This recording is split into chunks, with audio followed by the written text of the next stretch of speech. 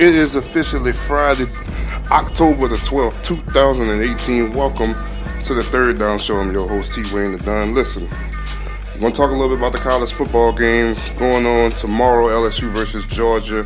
See how LSU going to respond back after losing last week to Florida. Also, talk about some of the top matchups. I know Michigan plays, God, who they play? Wisconsin, I believe, this weekend. Don't quote me on that. I don't have the schedule in front of me right now, but I'm about to pull it up. Also, looking to the NFL, the big matchup to me in the NFL this weekend will be Pat Mahomes go to New England on Sunday night. Remember, no Saints play this week. Saints are on the bye. They play next week against Baltimore. So we're going to talk about Pat, what Pat can do, and what kind of I said this earlier this week, what kind of significant win this could be in the AFC early through the first 6 weeks of the season.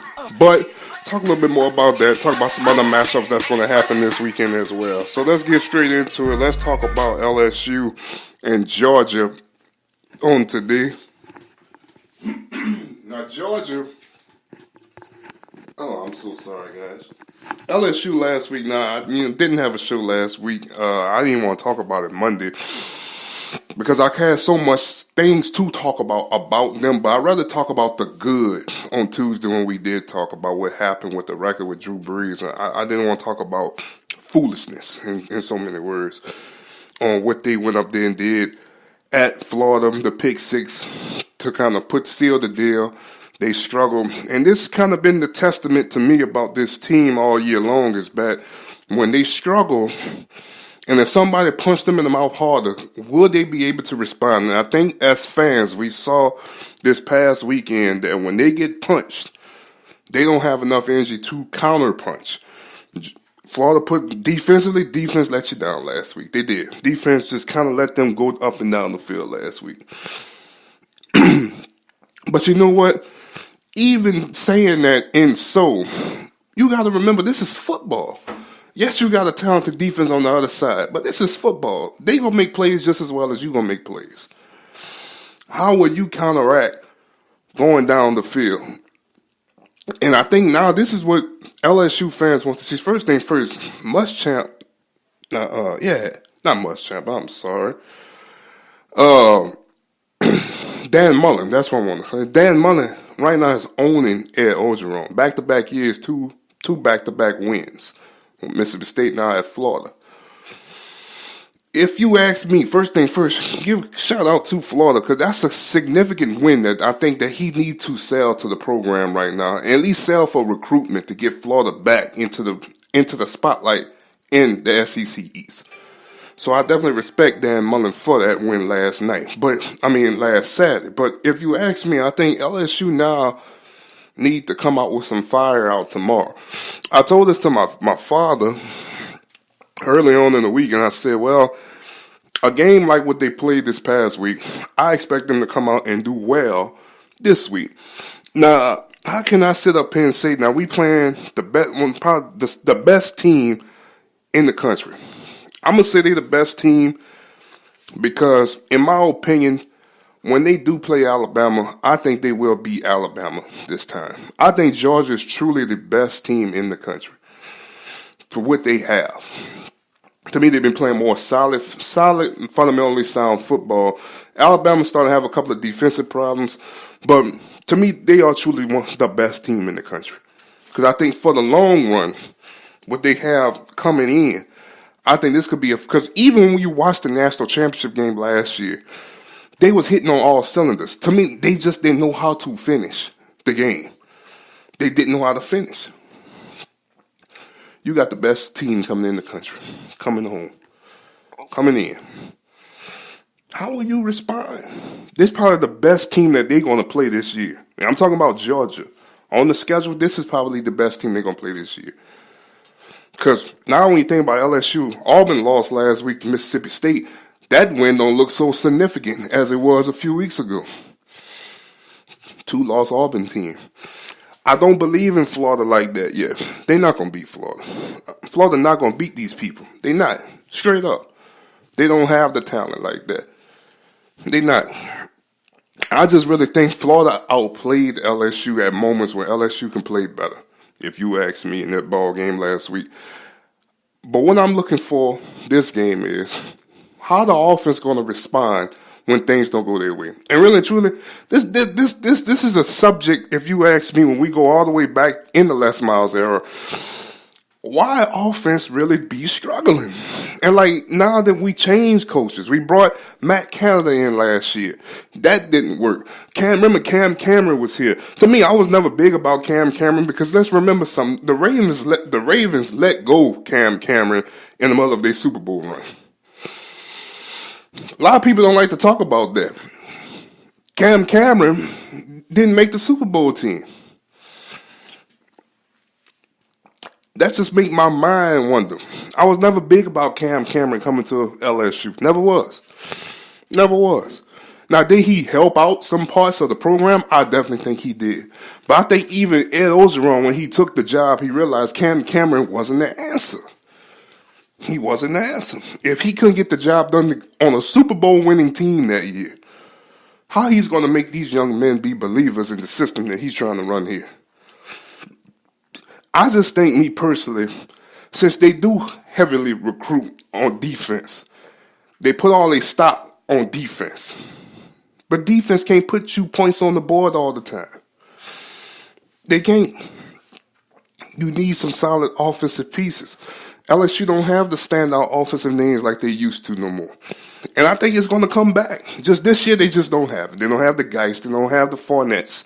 They don't have the Jeremy Hills, the Beckhams, the Landrys. They don't have them type of names right now on the roster, if you ask me, on the offensive side. They got guys who's trying to step up and beat them to potential guys, but they just don't have it right now. They just don't have it. So what's going to happen tomorrow? Well, first thing first, let's talk about the all-time series between these two teams. It shocked me when I read it this morning, but LSU actually leads this series 16-13. Georgia is currently on a one-game winning streak. The last time they played, that's when you had Jarvis, that's when you had Odell, you had Zach Mettenberger, you had Jeremy Hill against that Georgia team. That was a great game. Georgia is on the current one-game winning streak. So, and really and truly that year, and back in 2013, I really thought LSU had a legitimate chance. Even the announcer said it. Said, well, this could potentially be the SEC championship game. Even with one loss, I think LSU could have, even because Alabama came down there, even with one loss, I think LSU could have found themselves back in the SEC championship game rematching with Georgia in Georgia, in the Georgia Dome, old Georgia Dome. Back then. There's always be a tight game between these two teams. It really do. I'm just concerned on tomorrow what we're going to see offensively when Georgia stops you. You know, one thing I could say about this team we've seen all year, they come out with fast starts on offense. They move the ball quickly. I expect to see some different type of looks this week. You can't keep it traditional. You have to keep moving. Got to get Georgia to move around a little bit, make them think a little bit more than you just lining up and straight handing off. He threw his first two in his career interceptions at LSU and Joe Burrow last week. Critical times he threw it. That's fine. How Joe gonna respond this week? I think, my personal opinion, I think they put the handcuffs on that boy too much. I think they have not gave him the truly game to truly let it rip, if you ask me.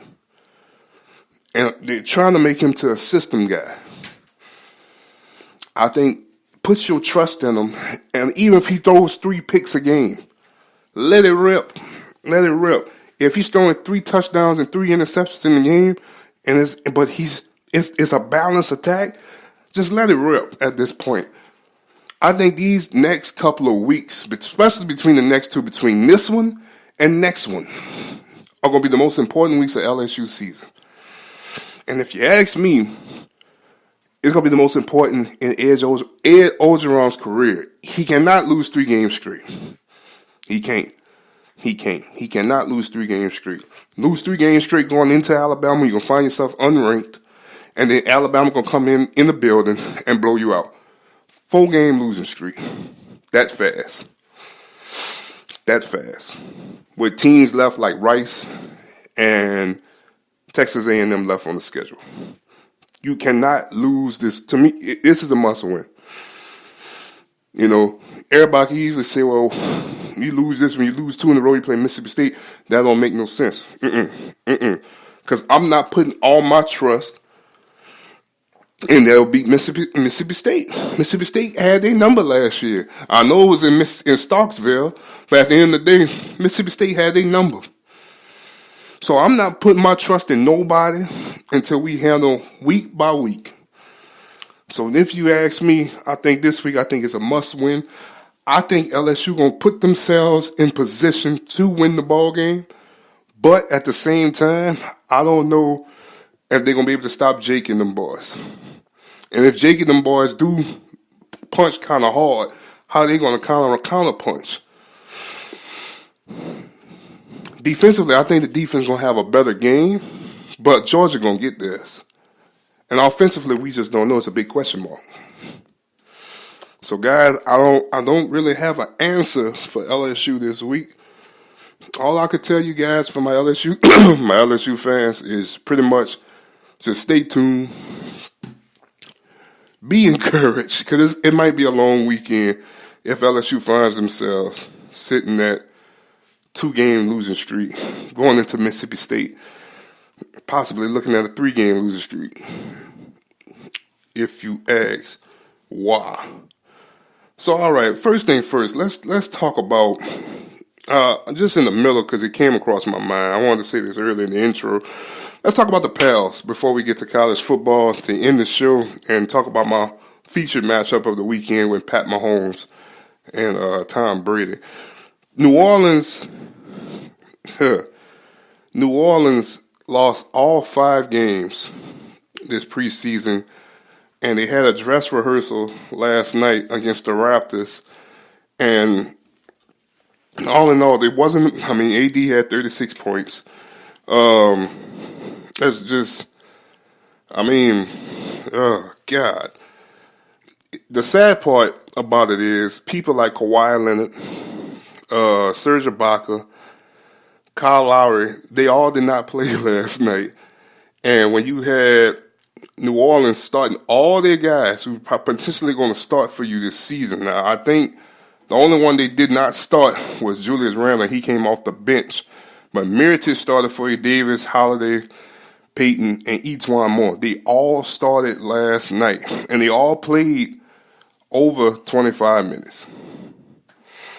Now, you look at the starters who had, Drew Holiday had 14, Mirotic has 15, Etuan Moore had 12, Alfred Payton had 6 and 7 assists. And here's the drop off the bench. Julius Randle had 20. Chuck Diallo, none. Darius Miller, 2. Solomon Hill, 2. Frank Jackson had 8. Jared Jack, 2. Ian Clark, 2. Come on, man. Now, granted, no Jaleel Okafor, no Alexia Jenkins, but that's not, no. I can't let something like that slide. When they didn't even start their potential, they are all-star players, and we did, and we getting blown out by 16 points. That's just not acceptable. I don't know what's going to happen with New Orleans this year. So far, it don't look too good. They said, haven't watched them yet. I will watch them day one when they tip off next week against the Rockets, but